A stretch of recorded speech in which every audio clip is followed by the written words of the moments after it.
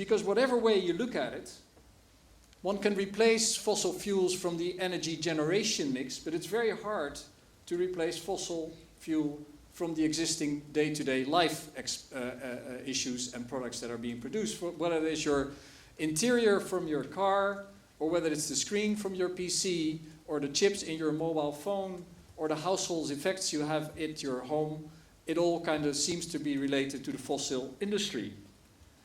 So we're keen to ensure that these refineries, these facilities, become greener and cleaner.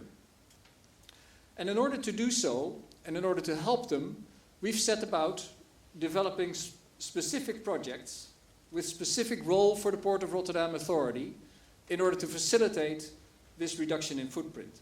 And let me try and share some specific examples with you.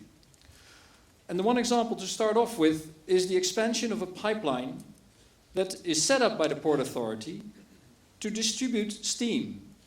Because while one company treats steam as a residual product without any further value, emitting it into society and into the atmosphere, the other company actually purposely assesses and attempts to generate steam for its local processes, its requirements. So by connecting the companies and offering them facilities for exchanging the residual steam, we can actually reduce the overall power consumption in the area and within the network. A second example is what we call the heat roundabout.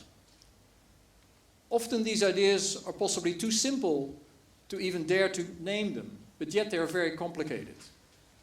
This example refers to what the Vice Mayor alluded to, where we exchange residual heat from the petrochemical industry in order to heat homes and greenhouses in the vicinity of the port area.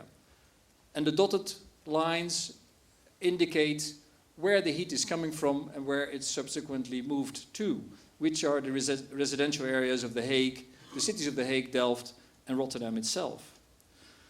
So this saves the petrochemical companies money, because they need not to invest energy to reduce their output, because they can just ship it. And it also reduces the environmental impact, because the households need not to, if you like, buy molecules, gas molecules, or other molecules to generate heat.